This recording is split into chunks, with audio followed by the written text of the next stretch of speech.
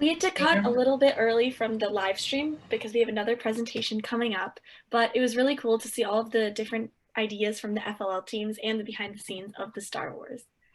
But now we have a great presentation coming from Cindy, Fiona, and Alan. So you guys can just take it away whenever you're ready. Awesome. So I'm just going to go ahead and share our slides. And Alan, do you want to go ahead and start? Yep, absolutely. As soon as you get the slide deck up, just let me know when you're ready. You should see it any minute. Oh, great. Well, welcome everybody. Certainly I want to thank Tom for hosting our event. And I think also we have others.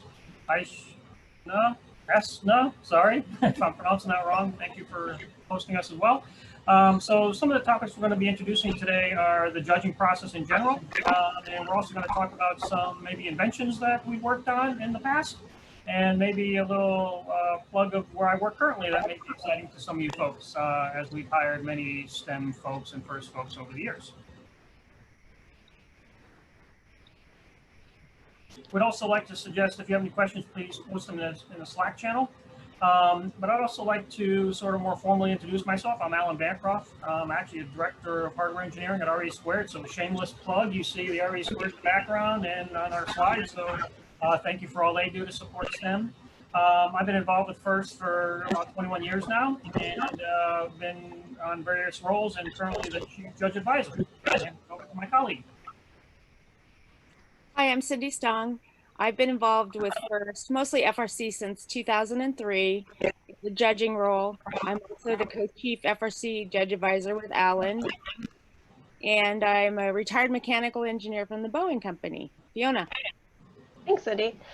So my name's Fiona Hanlon, and I am the FRC program specialist. And so I've been working at FIRST since the fall of 2016. I'm actually an alum, so I grew up in Arizona. I was on Team 1011 Crush, so I participated in the program. I've mentored teams, and I currently mentor Team 238 out of Manchester, New Hampshire as well. So really been involved in FIRST for a long time and kind of seen different facets of it. And as the FRC program specialist, I work closely with a lot of the judging stuff, as well as a lot of our FIRST Robotics competition volunteer roles. So that's a little bit of background about me. And then the whole judging process is kind of led by us three. And then we have help from a lot of different people internally to FIRST as well as externally as well.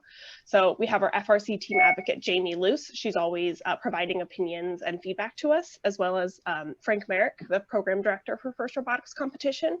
We'll also consult with other program staff within the FIRST Robotics Competition department as well to get feedback and opinions. A lot of them have also been alumni, volunteers, mentors, all of that. And then we also consult with local judge advisors. So judge advisors across the country and the world will provide feedback back to us, and we try to make changes based on some of that as well. Thank you, Fiona. So as far as the agenda today, we're going to be talking about the judge roles, the judging process, the awards breakdown, which includes the chairman's and the dean's list, championship judging, and improvements that we've done for the 2020 season and beyond.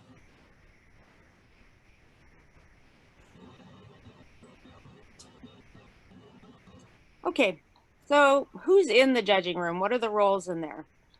I'll just go across quickly. So there's a judge advisor in every judge room. The judge advisor has to have at least 3 years experience judging an FRC event. We have a minimum age of 26, and that's to allow some professional background or experience in facilitating.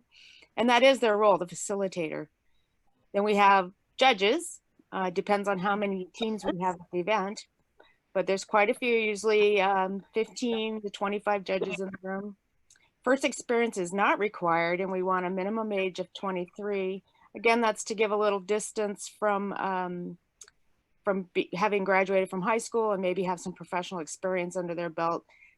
And their main role is being a role model for the teams, and we'll discuss that a little bit later, but it's sharing their experiences with the teams and asking them questions about what FIRST is really about to gather data for our awards. And then we have a judge assistant in the room. They have a fun role there.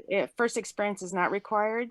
They have to be post high school, and they're the judge advisor and judge helper. They keep us organized and keep things moving in there. It's actually a very fun job. So the key thing we want to highlight, though, is we really want alumni to volunteer. It keeps our judge pools fresh and full and makes it exciting. And it's also a good opportunity for you alumni to help out. So be sure and look on the FIRST dashboard and find an event to volunteer near you, or of course, volunteer as a team helper or mentor. Yeah, and I'll just add on to that, that we do have the conflict of interest form. So if you are mentoring a team, we do have a form and we teach our judge advisors kind of how to deal with those conflicts. But it's always a good bet also to volunteer at events where your team may not be participating to really kind of help stress that. Thank you. And then so a little bit about like, what does the judge do? So this is really straight from the role description, but we wanted to highlight it to make sure everyone kind of understood.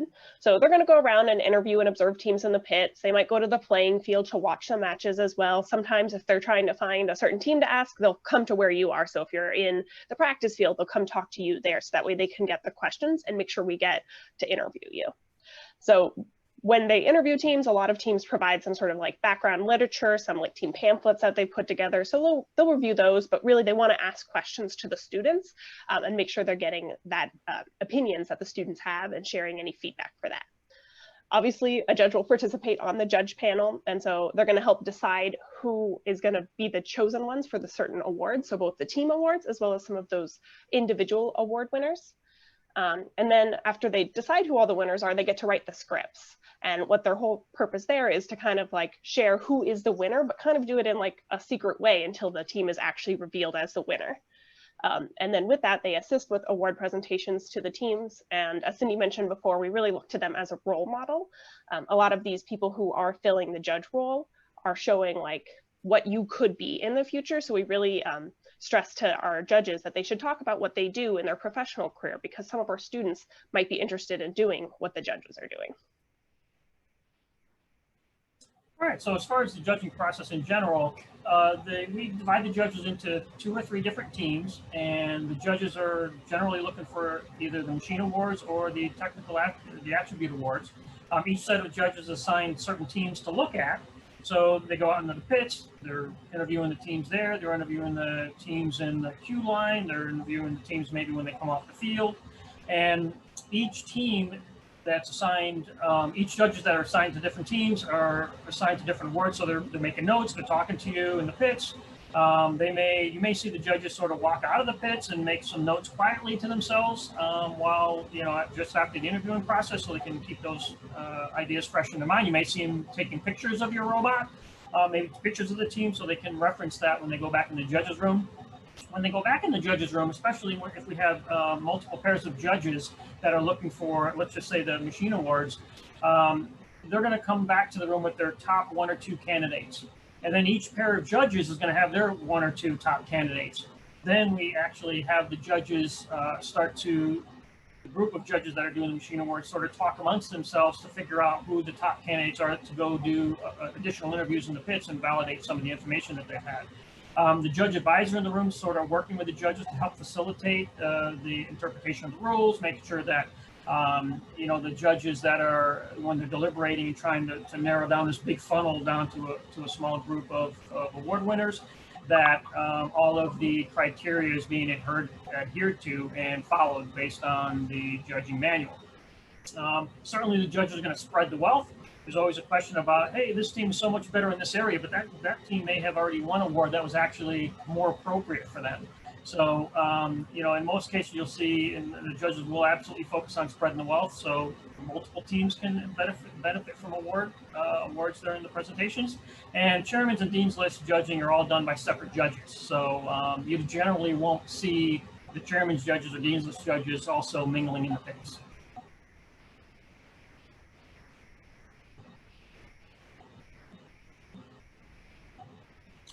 Okay, I'm going to talk a little bit about some of the specific awards. So we have our awards broken into 2 basic categories. We have awards around machine creativity and innovation, and there's a list right there for you to look at. There's also awards around team attribute awards, so you can see the list there as well. The reason we have them broken down into these 2 categories they are similar, but also we, like Ellen said, we send out 2 sets of judges, and the sets of judges are talking to teams about either category. So we have a group that does the machine awards and we have a group that does team attribute awards. We also have a couple awards that you have to submit for ahead of time, the Chairman's Award and the Dean's List Award. Those are, the instructions on that are on the first web page, but you have to submit an essay, or an essay has to be submitted for you. So these 17 awards are the ones we are responsible for. We're not responsible for Woody Flowers or Volunteer of the Year. And at the bottom of this page, Fiona's been updating our web page. So if you click on the link awards page, or we've listed it below, there's a full description of each award there, and it's laid out very nicely, hoping to make it as easy for you as we can and also make it mobile friendly. So go ahead and check it out and submit for awards. Awesome. Thanks, Cindy. So we do want to go into a little bit more detail on the 2 submitted awards, since there is a little bit more meat, and a lot of people are always asking questions about these. So first we'll start with the Chairman's Award. And really this is the top award of FIRST. So it's the impact of the FIRST team on the students, their school, their partnership with mentors and sponsors, and their whole community at large. But what it is it's recognizing sustained excellence. So that's why you might notice that like rookies aren't actually eligible for this, because we're trying to look for sustainability in there. It's not about the robot though. It's more about like what you do within your community. And we always put a note on here that, remember, Hall of Fame teams are eligible to win Chairmans again after 5 years. And Hall of Fame teams are the teams that win Chairmans at our championship level. So they're really the best of the best. And what we kind of say with after 5 years, it's given the team a whole new chance to have a whole new set of students on the team. And we want them to be able to continue submitting if they choose, but it's completely up to them. And then to help with some consistency in the judging room, we have a set time limit. So interviews are 12 minutes long. It's a 7-minute presentation followed by 5 minutes of Q&A. And there's really, like when you get into the room, there's really not a lot of time to ask all the questions that the judges want to do or share all the information that the teams want to do. So you really have to be like practiced and ready to go. So how do we narrow down this list? These teams that submit are fantastic teams and have done a lot of work. One thing people may not be aware of is there's a lot of pre-work that gets done by the chairman's judges. It's not just something that happens at the event. The teams that submit their essays online are reviewed by judges prior to the event. They read all your essays. They may make notes amongst themselves. There's generally not a whole lot of collaboration between chairman's judges before the event, but typically they'll meet on site. But they're reading your essays, they're making notes, maybe questions that they want to follow up on that they may want to ask during the interviewing process. But there is quite a bit of work to try to narrow down these deserving teams to actually one winner. So the judges are comparing all the data, and you can see some of the notes here. I won't talk to all those specifically. It's not an apples to apples or an apples to orange comparison. I mean, every team has their own story. They have their own history of where they got to where they are.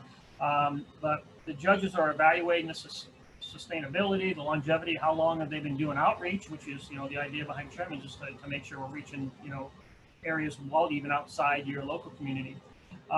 Judges are always cautious about the hard luck stories. I mean, we hear them, and I know they happen, but we really want to be really sensitive to make sure, we're not awarding the chairman's team somebody, that had, unfortunately, a bad luck or a bad situation. And we watch out for outreach activities that are older. It's important to know how the team got to where they are, but we always, want to know, what have you done for me lately? What has happened? What have you done significantly in the last year or two that has really made you eligible for this award moving forward? Once we get on site, the teams get to do a presentation in front of, it's generally 2 judges minimum, always. Sometimes you'll see 3 of them in there.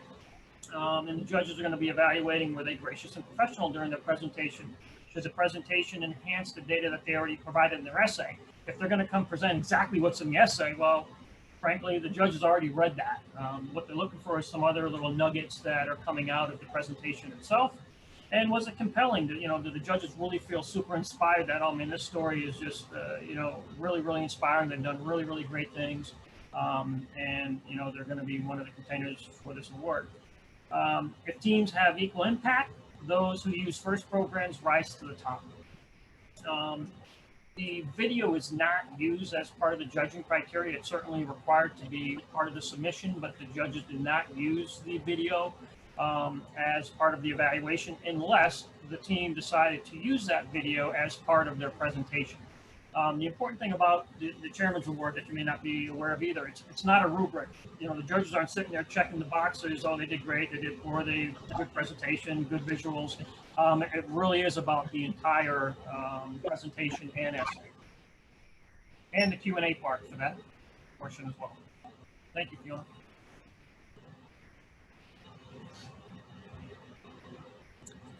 Okay, we've also been trying to make things very transparent and as helpful as we can for teams. So there's two documents that we hope help. One is chairman's definitions. It was updated last season. So if you look in that, look at the link or look on the first web page, you'll be able to find it. But it includes definitions for words like submitting or hosting or mentoring or starting. Just take a look in there and use that language when you write your chairman's essay, and it really helps the chairman's judges. Also new last year was a form called the documentation form. Teams don't have to use it, but if you do use it, not only will it help the judges be able to find data that they need to answer questions, but I think it also helps teams keep track of their history and organize themselves in a way that's useful to both of us. So again, highlighting that submitted awards link that's on our first website, and all that data is found there. And I do want to just give a shout out to the Hall of Fame teams because they've been helping us with these documents, and they volunteered to kind of help create some of these. And I know some of the Hall of Fame teams are the ones that are hosting this 24 hours of STEM or are just providing some of the presentations for it. So thanks to them for sure. Yes, thanks. And then next up, the other submitted award that our judging team kind of helps oversee is the First Dean's List Award. So this is an individual award, and it's focused on the students. So students actually get nominated by their mentors, and each team is allowed to submit two. And when you submit them to a specific event in the regional model. And if you're in the districts, you get assigned to interview at one of the events that your team is attending. And we do it for one event just to help be able to like go through all the interviews. We get thousands and thousands of students submitted for Dean's List. So having them assigned to certain events really helps manage the judging process. But these students are the leaders of their teams, and they're helping increase FIRST awareness and help in spreading the mission of FIRST, and also having some sort of technical expertise and accomplishment on that. Again, just like the chairman's interview, we're trying to have some consistency there to make sure everyone's kind of getting a fair chance. So the interviews for these are really 5 to 7 minutes, which is even less time than the chairman's award. And it's really just the opportunity for the judges to ask you a few questions. They're not looking for you to repeat every single thing that's already in your essay. They're trying to find more because they've already read the essay, right? So like, what else can they find out more? And this is the opportunity to talk directly to the student. Sometimes I know mentors will submit students, but the student won't know they're submitted until after the deadline when they get the email.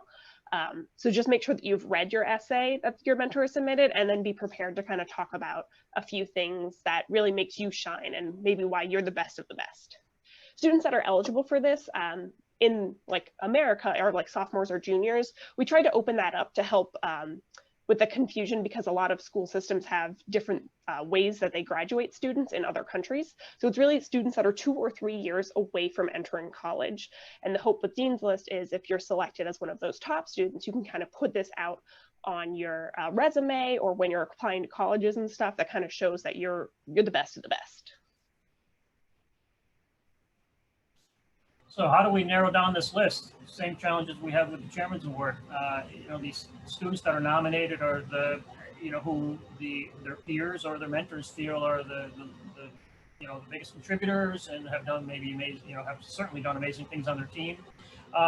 Similar to the Chairman's Award, the judges are reviewing these essays prior to the event. They're reading them. They're maybe making some notes that they want to sort of follow up on. But the information in these essays should be used to distinguish the outstanding students. And to Fiona's point, yeah, please make sure as a student that you are aware of what has been submitted on your behalf. You know, in this example, the students are not doing a presentation to the judges. So in the Chairman's Award, presentation that they do, they show up, they get to really show their, show what they want to show. When they come in for the Dean's List interview, it is really at the mercy of what questions the judges are going to ask. So clearly, they've already read the essay, to Fiona's point. They may want some more explanation about some of the things in that essay, so that's why it's important for you to be aware of that.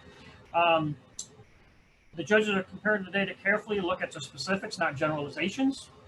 Where did the student initiate new opportunities in their team versus contributing to existing team efforts? What is it that they've done differently that that team maybe not has had in the last several years of its existence?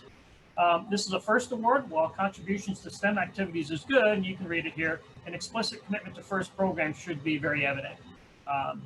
So we're looking for what they've done in all the other FIRST programs potentially. Did they play a critical role in their team, and where would that team have been maybe if they weren't part of it? I'm not going to read every bullet point here, but you'll get the sense of it. Do examples of their creativity jump off the page? Are you left hunting for more information? What did they accomplish that made you amazed by them?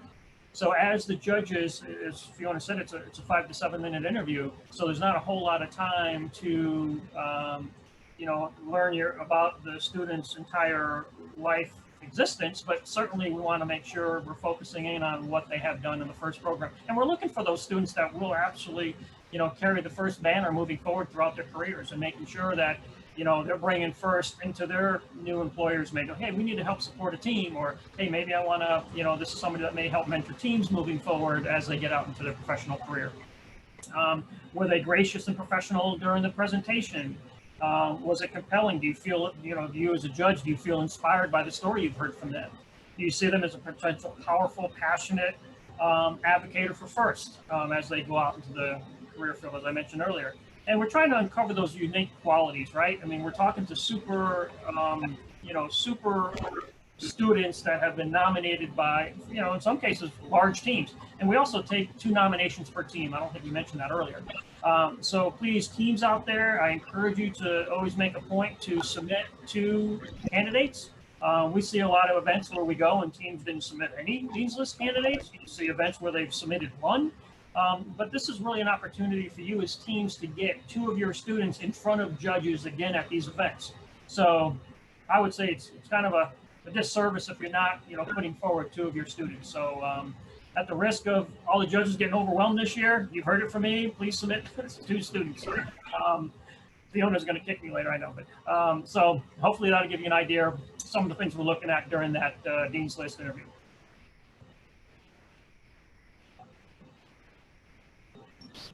Okay, I'm just going to touch briefly on championship judging. So championship judging, we try to do the same process as we do at the regular events, but you have to imagine 200 judges in a room for each event trying to see every team twice. So I'm going to describe a little bit of highlight what we're doing new this time, or we were going to do new this time. Obviously we didn't do it, but we'll do it. We'll go do that going forward. So at championship, we have 6 fields, and we're going to give out a set of awards to each field this going forward, except for chairman's.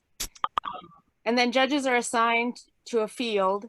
And again, there's the machine pair and the team pair. So they're assigned in pairs and they go out and talk to the teams. Sometimes if we can't, if we don't have enough judges, we take some of our very experienced judges and then go solo. But we try to pair them up if possible. It makes a better experience for both. They're assigned certain teams to see so we can make sure everybody's seen at least twice. And then the same process happens in the JA room. The JA facilitates a discussion. We decide who's nominated for each award and then do our short list.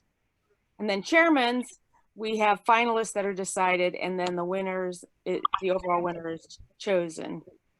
We also have match observers at championship, so they can go around and just help the judge room with some fact checking. So again, this was our plan for this season. Obviously we didn't get to do it, so we're going to use it moving forward.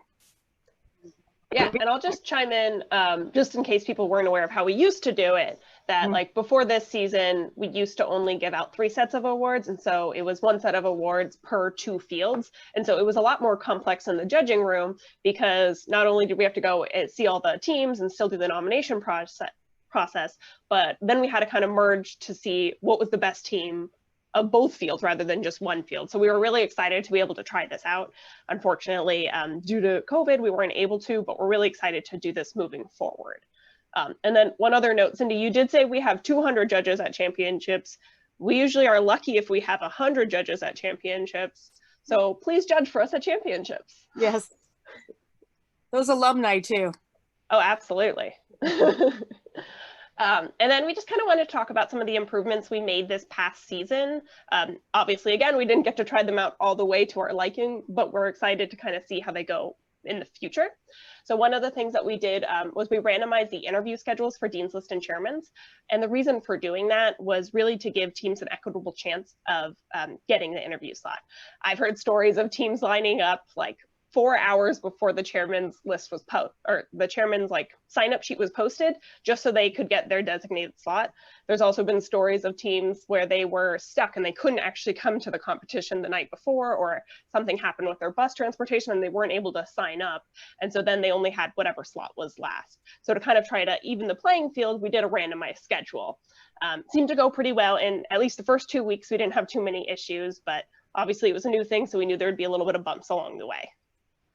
The other thing that Cindy already talked about was the chairman's definition and documentation form. So the definitions were updated this past season to kind of try to connect them to the documentation form. And then there was that new word added as well. The other big thing we did is we moved safety award under the judge advisor. And I know Alan talked about the spread the wealth policy before. Currently, safety award is still not considered in the spread the wealth philosophy. So you can win the safety award and another award at any event you go to. And then 2 other things we did is we provided an example summary business plan for teams, and that's actually linked on the awards page under the entrepreneurship award. So if you're trying to submit for the entrepreneurship award, you do have to bring something to the event, and it's just a 3-page document with a couple appendices describing like what your team is doing financially and how you're set to be sustainable. So there's a nice little example in there to try to give some clarity to our teams. And then the last thing we did is listed on our main awards page. It's an inside look at judging. It's very similar to some of the information that we presented to you here, but it's just a quick 1-page document trying to be more transparent and so that way teams are understanding what the judges are doing any way that we can possible. So that was another thing that we put up there. And kind of with that, we've got some questions. And Cindy, I think you were going to say something on this. Yeah, just go ahead and we'll go through some questions in the chat, but also note on here Fiona's email address, and she loves emails. So if you have any suggestions, please send them in to her. We will look through them. We can't promise that we will do them, or we can't promise that we'll take them verbatim, but we'll at least read them all. We do promise that, and we always are continuously looking to make improvements to our process. So teams out there who have applied for awards or have done awards, you know what we're talking about. We welcome suggestions. I want to add one more thing, if I could. One of the things that we didn't talk about during the presentation that I think is important for folks to realize is all the judging stuff that we have talked about, stays in the judges' room. So when the event's over and your team is, going up to some of the judges, hey, why didn't I win? Or can you tell me if I was in the running? Or, gee, I had, multiple judges coming in the pits. I thought for sure we were going to win. I think it's important to recognize that, as we say, what's said in the judges' room stays in the judges' room. And we'd ask that, people, respect that.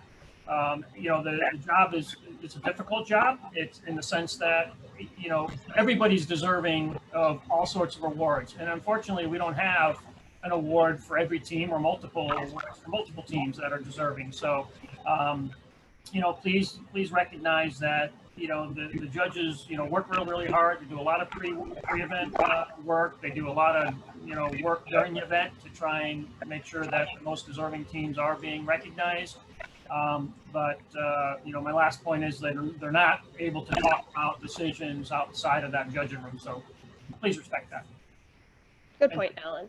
So we've got about 15 minutes for questions. Moderators, do we have any questions? Yes, we do. So one of the first questions we have is, do you have any advice for a team that wants to market a certain award? That's a great question. Alan or Cindy, do you want to start or do you want me to? You start, because I unfortunately didn't hear the entire question.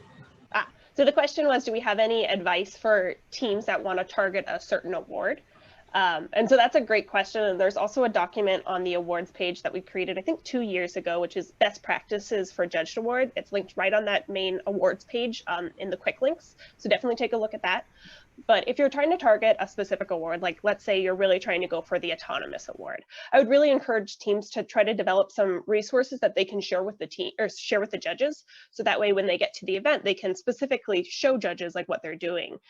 So maybe it's creating a one-page document. And remember, try to keep everything brief because judges don't have a lot of time with the teams. So be prepared to talk about it, but also make sure that it's not just one of your students being able to talk about it.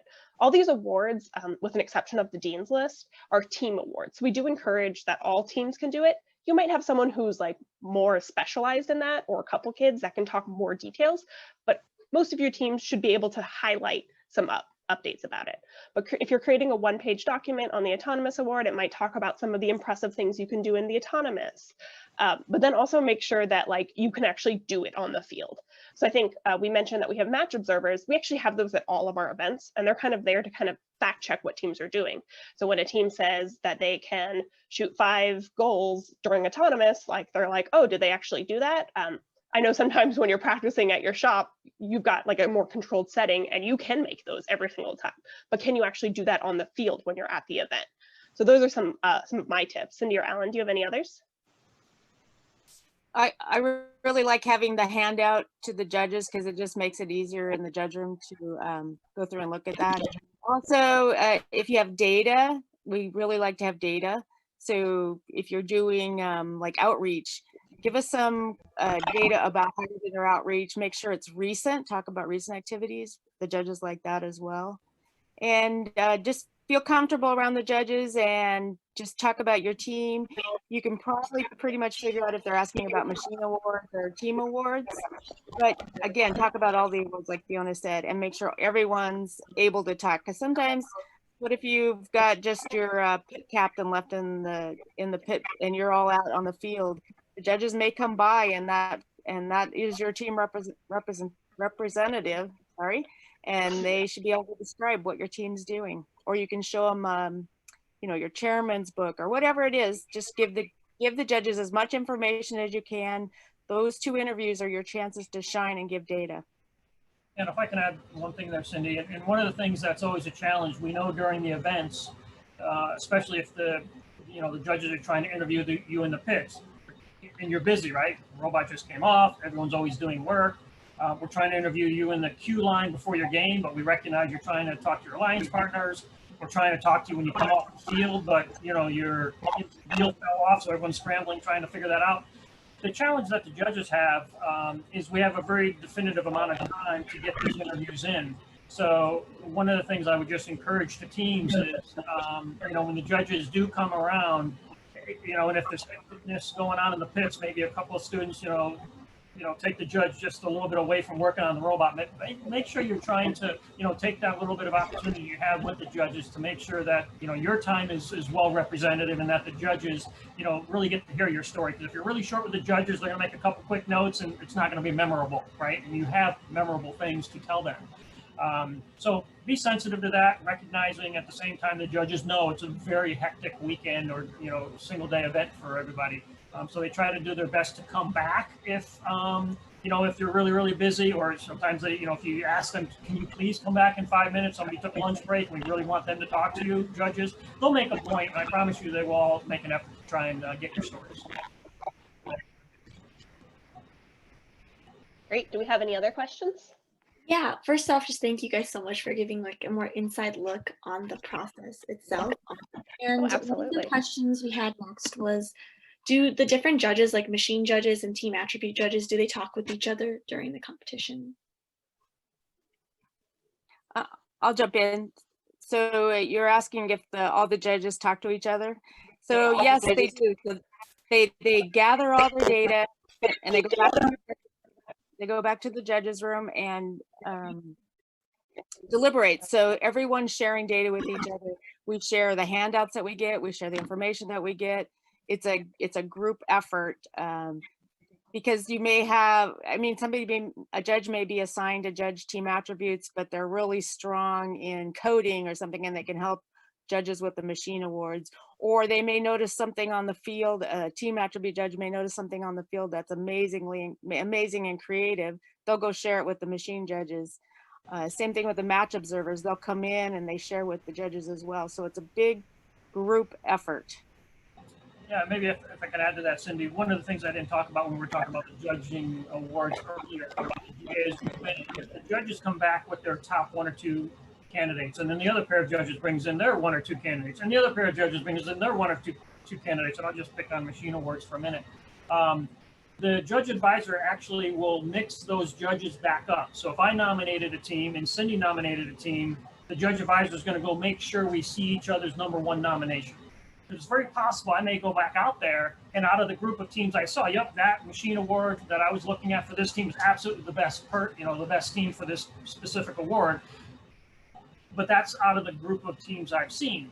But now I go look at Cindy's group, or I go look at top candidate, or I go look at Fiona's top candidate, and I all of a sudden realize, oh, you know what? Yeah, Cindy's right. That team that she nominated because of the criteria is actually a notch above the one that I nominated. So I may come back to the judges' room and withdraw my nomination in favor of one that, now that I've seen a different team, is better.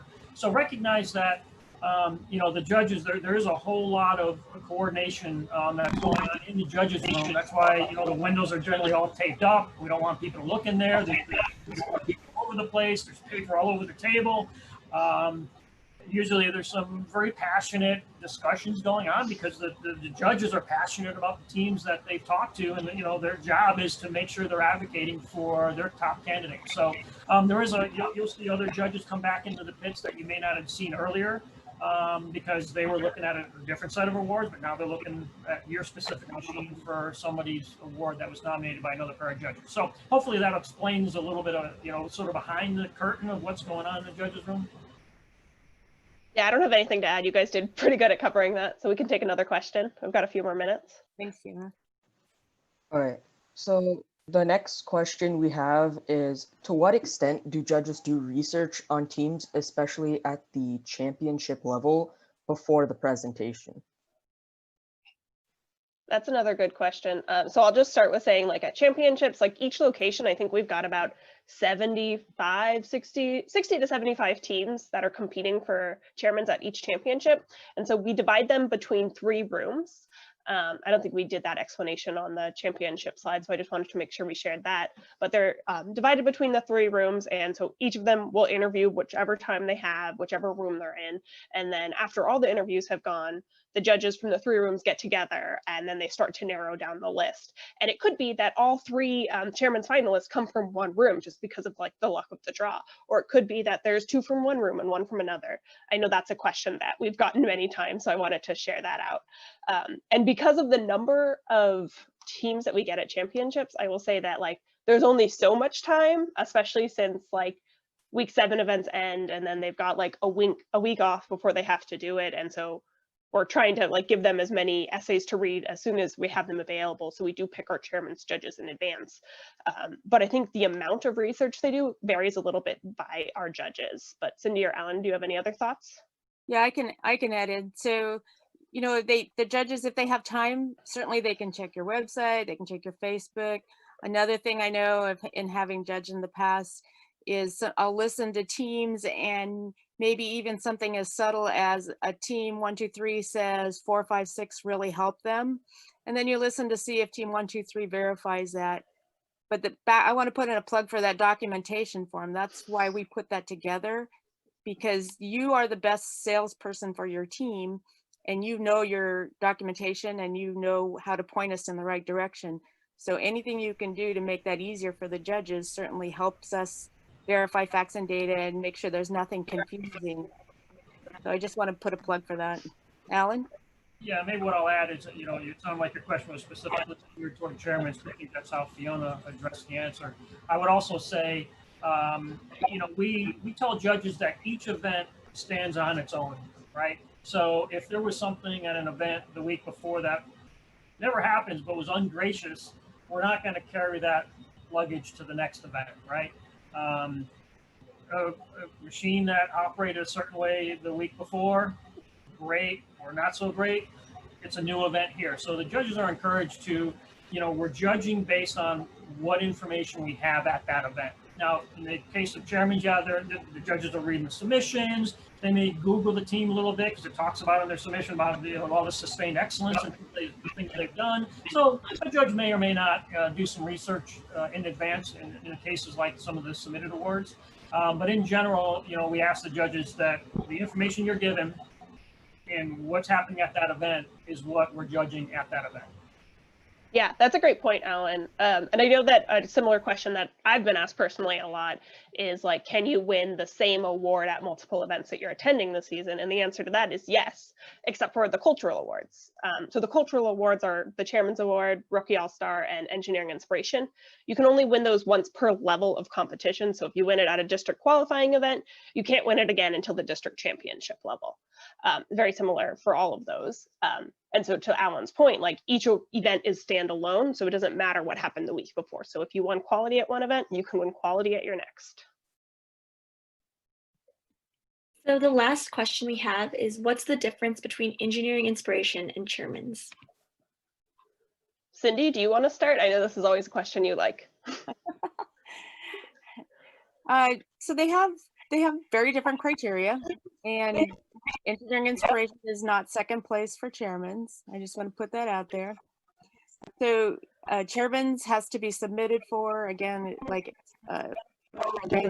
earlier, there's very specific criteria for it.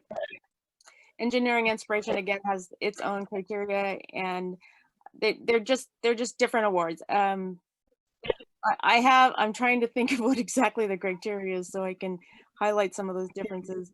But Fiona, you want to jump in a little bit, or Alan? Yeah, I can. I was just going to say that, like, I agree that they're very different awards. I know a lot of times that teams that are up for engineering inspiration are probably good teams for chairman's and vice versa. But the difference between chairman's and engineering inspiration is chairman's teams have to submit. And so you can win engineering inspiration without submitting for chairman's. And like, as we mentioned before, the chairman's and the dean's list judges are kind of doing their own thing. So they're not brought into those conversations in the beginning. After they're done with the chairman's interviews, they might come into the judging room and when they're talking about a certain team for engineering inspiration, some of that information might be shared, but they're standalone awards. And like, so really the big difference between them is like one you're submitting for and one you're not. But both are talking about kind of like what you do for outreach wise. And I don't have the specific award descriptions pulled up, so I can't say the exact differences, but if you take a look at them, they are slightly different. And hopefully that helps. But Alan, do you got any other thoughts? No, I think you guys covered it. The fact that they're close always brings up this question. And the Engineering Inspiration Award, to Fiona's point and Cindy's point, is we're gathering that information in the pits based on the face-to-face interview. We don't have any, pre-submitted materials on behalf of EI. So that, once again, that time that I was talking about in the pits is so crucial for your, for the teams to, make sure that the judges are hearing their story. And yep, 80% of the time, you're going to see the chairman's teams that are being nominated by the chairman judges up on the same board next to the EI. They're generally, it's pretty rare where, the chairman's team, judges will come up with, maybe their top three candidates, not one of them at least beyond the judges list. So it's very, very close criteria. Yeah, and I will say, before I was talking about the cultural awards, you can't win more than one of them at the same level of competition, but you can win the Engineering Inspiration Award at one event and then the chairman's at another. That's another question I've heard a lot, so I just wanted to clarify on that. Yeah, good point, Fiona. And I think with that, we're out of time for judging questions, but we did want to go into another little bit of detail about a different thing. And so I'm going to transition our slides here. And so J&A Innovations is something that Alan started. And so we have a bunch of amazing volunteers involved in FIRST. And as I was alluding to before, we always say that our judges are role models for teams, and we want judges to talk about their careers. We want students to ask judges about their careers. So we really wanted to highlight what Alan does kind of in his real world job, in addition to doing everything he does for us for the FRC judging. So want to introduce Alan to talk about J&A Innovations, and I think he's also going to talk a little bit about his current job, RE Squared. I hope we recorded the fact that Fiona said amazing. Put me in a very elite group. Look, I'm very fortunate and thankful to be a volunteer as long as I've been with the FIRST program. But I'll say it's I get inspired equally by talking to the students, as I'm hopeful I can share with some of the students some of the things I've gotten an opportunity to work on. You know, another shameless plug, RE Squared is a robotics company that I work at. I said at the opening slides that we have hired, I don't know, 4 alumni from the FIRST program. It's always really interesting. I'm a part of the hiring crew as well at RE Squared. We'll talk about J&A in a second. And it's amazing how many applicants have FIRST robotics experience on their application, which is now another opportunity for me to please, as I'm interviewing, I probably interviewed, I don't know, 1,000 people over the last 8 months while we were going through a hiring frenzy at RE Squared. And, you know, during the course of either a phone interview or face-to-face, or now we're doing a lot of Skype interviews, it's interesting. You get 10 minutes into the conversation about, you know, what got them interested in engineering. They say, oh, I was on this FIRST robotics program, and I'm looking at their resume, which is what got me to call them in the first place. And there's nothing about their STEM activities. So when I get the opportunity to say, oh, hey, that was really interesting, and I don't tell them I'm a chief judge or any of that kind of stuff. I just say, oh, well, that was really interesting work that you did in high school. How come it's not on your resume? Well, my professor or the guidance counselor in college said, don't take up space putting that. I am absolutely telling you, as a hiring manager for an engineering company, I look for differentiating you amongst the other 500 applicants I have. What is different from you graduating and the other 499? I know people with STEM experience have probably a notch up on many of those other applicants. Absolutely, find a space, put it on your application or on your resume, I'm sorry, so employers can actually differentiate you from others. That was a shameless plug to help you. So at RE Squared, we make underwater robotic arms. We do a lot of work in aerospace. I don't unfortunately have a slide deck to show you today, but I would encourage you to www.resquared.com. We do really, really cool stuff. We're constantly hiring. So for you fresh graduates out there, please reach out to us. So I would also say, and thank RE Squared, they're not monitoring it today. I didn't tell them, hey, we're going to be on a WebEx, but I would like to also, once again, thank them. They're very, very involved with STEM.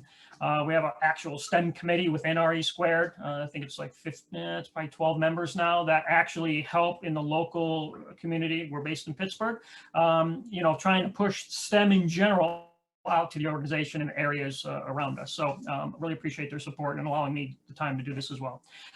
So the segue here that Fiona set up, J&A Innovations, this is a company that I started in 2011. J&A, another shameless plug, is Jay, my daughter Jenna, thumbs up, and my son Austin, thumbs up, is J&A Innovations. So maybe we go to the next slide, Fiona. So this is, you know, maybe a little bit outside of all the STEM stuff we're talking about, but I think the interesting thing that Fiona and Cindy and I just wanted to talk about is, look, you're all brilliant and smart people, and thinking out of the box sometimes is really, you know, where you can make a difference in the world. Now, we do have a video link here. We're not going to play right now because, one, we don't want to take the time to. We don't want to blow up the internet. But I'd encourage you to, at your leisure, click on that. Well, you can't click on the link, but write that link down and click on it at your leisure. And basically what we did is we developed a new helmet technology. Why did we develop a new helmet technology? That has nothing to do with robots that I do on a daily basis, which I've been doing for over 30 years. But watching football back in 2011, actually it was about late 2010, I didn't quite understand, you know, why, you know, during a contact sport, helmets fly off. It seems like, you know, the fact that they put helmets on your head are probably a good reason to keep them on your head. So I started watching some college football games, and I started watching some NFL football games. It was in the fall, it was in October of 2010. And it was just amazing to me that, you know, somebody gets hit and the helmet flies off and the player goes over there and picks it up. They don't always get up and go pick it up. Sometimes they're not that lucky. But it seemed like to me there, you know, there's got to be a better way. You know, we can put somebody on the moon, but we can't keep a plastic helmet on somebody's head. So maybe since we're not going to play the video, Fiona, let's go ahead and just click to another slide. Maybe I'll just talk to this a little bit. So you'll see some pictures from my website, another shameless plug. You can go out there and look. But basically, we ended up doing some research on helmets. Well, it turns out helmets, even today in many cases, and I'm going to pick on football here for a second, but we do helmets we made fasteners for baseball and bike helmets and hockey helmets and bull riding helmets. And what I learned early on is helmets are held on by the same fasteners that you probably use to hold up your blue jeans. They're just little snap fasteners. Well, that seems kind of crazy to, you know, put something that, you know, you're going to be having head-on collisions with. So we started doing some experimenting in my basement, quite frankly. There's some video clips there of going to trade shows. And we actually developed this product, and a shameless plug in the lower middle right there. Standing with me is my daughter Jenna. So she's part of the Inspiration to Start this company, and there'll be one of my son in here somewhere. Oh, he's in the bottom center. That poor fella. Yeah, right there. He was my early guinea pig where I would actually develop some prototypes. We'd put them on a helmet, and the goal was, could I drag him around the yard without the helmet falling off? So Austin, sorry for all you endured, but that certainly helped us make a product that we've sold around the world, quite honestly. You'll see some NFL helmets on the upper right where this fastener system called Noggin Lock, which is basically the chin strap. And then we developed another product that was, somebody asked us about, Alan, for years, this is the helmet industry. We've been trying to figure out a way to get the face masks off of players when they get injured on the field, because if you get injured on the field, you don't want to move their spine. Well, if you're trying to move them and you can't move their spine and they have a helmet on it, you can't really get access to their neck, face, or airway. So we developed another product called Face Lock, which is the ability to quickly remove that face mask while the helmet stays on, so they can actually support the spine and give medical attention on the field if they need to. So maybe we'll just, and you'll see it probably in the middle of that picture, the black components there. That was kind of the gist of it. But this slide here that you're looking at gives you a little bit more close up of what the products look like. Now, look, this isn't my full-time job. This was really just, an opportunity to make a difference, hopefully protect athletes. And once again, as I said, we're picking on the football industry here, but, this product can be used on any kind of helmet. And I think we've got one more slide, or is that the last one, Fiona? I'm not certain. So for the last several years, we got very involved with the professional bull riding market. They approached us. Who'd have known that you wouldn't want a helmet when you're riding a bull? I don't follow that industry, but apparently that's a good place to have a helmet. So we were approached by a company that actually made the shell that you see there, but all those fasteners that are silver and the buckles are actually our components. So if you turn on CBS, generally today, usually there's professional bull riding PBR, probably what you're familiar with. You'll see these helmets with our fasteners that came through my shop that we've either machined or tested or put together.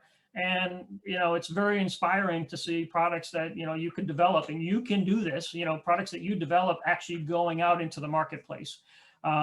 So I just appreciate, the opportunity to kind of share that, but it's really more just in the sense of trying to inspire, all of you that are watching this webcast to, think out of the box. Just because things are done a certain way now does not mean it's the best way. That chin strap fastener system has been in existence from 1906 when it was put on the first leather helmet. It wasn't until 2011 that we actually made a nationwide announcement about something different. Of course, people are like, oh, no, you can't change that. It's been around almost 100 years. Well, now our fastener system is more and more readily acceptable. And I would say one more thing, and then I'm going to pick on Cindy here. We actually took that fastener system this year, and Cindy's robotic team, the Bulldogs, no, that's not right. What is it, Cindy? Thunderdogs. Thunderdogs, I knew it had a dog in the name. Thunderdogs out of Arizona actually took our fastener system that we put in New Mexico. I said Arizona. Thank you. Okay, I'm sorry. I know where you live. And they actually took our fastener system and used it to attach their bumpers. So look out there. We may be partnering with some of our suppliers or the organization to say, hey, look, here's another way that, if we can, drag my son around the driveway, I'm sure we can attach a bumper to first FRC robot. So with that, I'm gonna appreciate the opportunity to share that little story with you, but watch the video when you can. There's some funny stuff in there. And also serious stuff in there. But if there's any questions, I'll be glad with the maybe 1 minute we have or 2 minutes to answer them.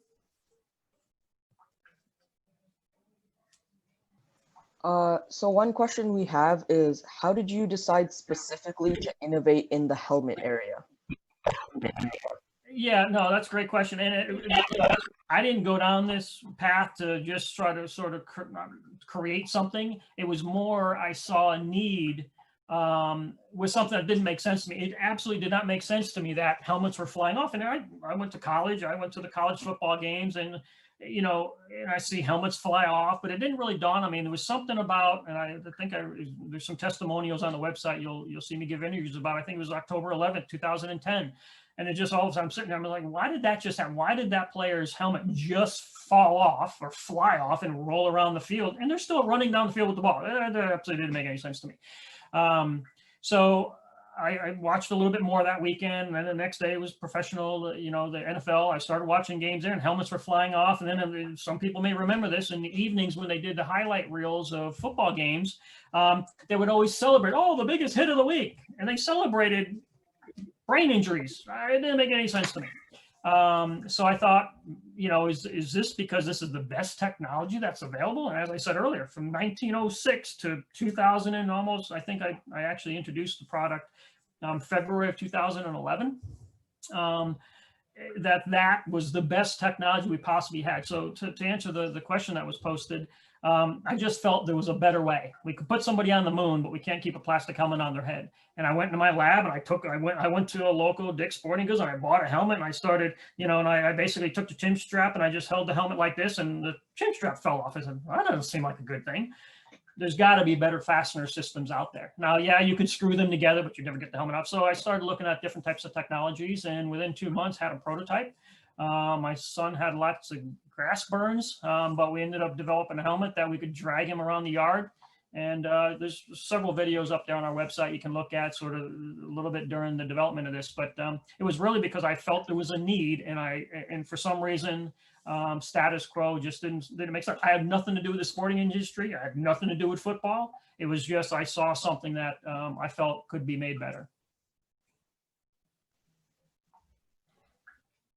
Awesome. And I think we're almost out of time. It's almost 1 o'clock. So I think we can just kind of wrap up, Cindy and Alan. I just want to say thank you to everyone watching for learning a little bit about the judging process for First Robotics Competition, as well as listening a little bit about what Alan's crazy mind has thought of. And Cindy and Fiona have to put up with all this craziness all the time. So I want to thank Cindy and Fiona for hosting and helping put all this together as well. And remember to email Fiona with your suggestions. She loves emails. Cindy really wants me to get a lot more emails, apparently. We want help from everybody. We need help. Yeah, I mean, seriously though, like Cindy's kind of been joking that like I love emails, but like we really do love hearing feedback. So if you have ideas or suggestions that you want to share with us, like feel free to send them to us. We really do take the feedback and we'll look at it and say like, can we do this? Does this make sense? But just know that like to Cindy's point, we can't implement every single idea that we have. Like there are different factors that we have to consider. And it looks like there's a couple more questions that they want us to answer. So if moderator, we can actually stay on for a couple more minutes and answer questions. We can do some more. Yeah, I think we can do some more judging questions. One question from chat is, are you all looking into the possibility to provide the teams with some feedback after judging? Even with the feedback form, it can feel like guessing whether judges like the feedback or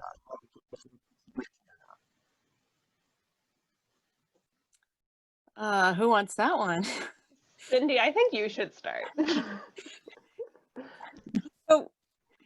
So feedback is hard, and it's not that we don't want to give you guys feedback. So if you've looked at our criteria, you can see the criteria is vague for a reason. We don't want this to be a rubric. We don't want there to be if you do X, if you start X FLL teams and Y FTC teams, you're going to get chairmans. It's just not possible. This is an older group of students. We want to make it, and we have a great group of professional judges. So we left it subjective for a reason. Yeah, I think I just want to drill in on the comment about the rubric. Like, I know this is a question that we get all the time. Like, what's the rubric? Why don't you guys share the rubrics with the teams? And like, there are no rubrics. Like, we put that on that chairman slide on purpose. Like, I think Cindy's blood boils anytime anyone mentions the word rubric. But like, we really do like use the same judging guidelines that you guys see on the website. So when you see the award descriptions and it talks about these 4 points that teams need to do to win the autonomous award, I'll keep picking on that one. Like, that's what the judges are using when they're talking about it in the deliberation room. So those are what we're using. I think like the problem with like giving feedback to teams is, like, to Cindy's point, it's so subjective. So it's not like a, well, if you had just mentored 2 more teams, you would have won the chairman's award. It's really like you're being compared to the teams at your event. So at one event, you might be the best team, but at the next event, there might be 3 other teams who are just doing more and stuff. So it's really like, when you don't win one of the awards, like, take a look at what some of the other teams are doing. But also with that, we do have the spread the wealth policy. So even though you may be the best for 5 awards, doesn't mean you're going to win all 5 awards, right? Like, you can only win 1 award, plus maybe safety, if safety is one of the other awards you're being considered for. Alan, do you have anything else? Well, Fiona, can I have one quick thing? Yeah, go for it. So to me, the very best feedback is to look at who won at your event, or who has won that award at other events. So even chairman's feedback, if you get chairman's feedback, a better way to get feedback, well, one is to have maybe an adult in the room listening to what questions the judges are asking you, because that's where you could clarify your essay or your presentation a little. But also go talk to the teams, especially around you, that have won that award, because there's a reason they won it, and maybe you can pick up the one last tip.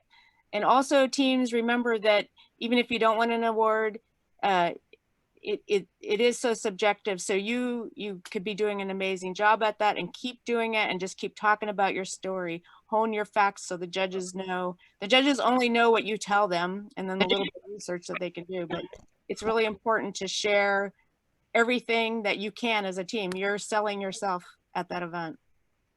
Yeah, maybe I'll just add one thing, and if we get disconnected, thumbs up. The only thing I would add to that is, judging is really the challenge is in the word. It's judgment, right? And if you're being judged by a set of judges last week, and you're presenting and you won, and you present the same information the next week to a different pair of judges, those judges are going to interpret it a little differently from the judges from the week before. Everyone's different, right? We're looking at things with a different lens. So that's why, we always say, one of the reasons we don't want to use a rubric is because it's judgment. It's not just checking the boxes. You can't just put everybody in this category. On the playing field, we know the rules, and it's cut and dry. You did this, guilty. You didn't do this, not guilty, right? It's not really that way when we're trying to evaluate and have discussions with teams and judges. So, great. Sorry. Go ahead. There's another question that's kind of related to this. It's like, is there like a specific theme that judges kind of look for based on current events going on every year? Like, does that change? Sorry, can you repeat the question? Is there like a specific theme or idea that judges look for every year, maybe based on like current events or things like that? I can probably take a stab at that. I would say no. Judges are given a very specific guideline rule book that, quite frankly, Cindy and I in Hall of Fame, and we get a lot of input. But we put the judging guidelines out to the judges, criteria, if you will. So that criteria is what the judges and the judge advisors helping deliberate during the judging process, is to make sure, but they were such a great team. They gave us lollipops and T-shirts. Well, that's not in our judging criteria, although we love the gifts. When it comes down to awarding that team that specific award, it's like, read the criteria. Are they the best deserving team at this event based on the criteria? So as far as outside influences, things like that, generally not. Cindy, anything to add? Agree. Yeah, I think that's a good point, Alan. Were you going to say something, Cindy? Nope, I just said I agree. Oh, okay. Yeah, I think like I agree as well. Like there's no like what we give to the team, like what I was saying before, like what we give to the teams is what we give to the judges. So if the award guidelines change that year for a certain award, then maybe they'll go a different way than they had in past years, but they're not doing it in that way, in a different, like they're not asking questions based on some certain thing that the teams don't know about.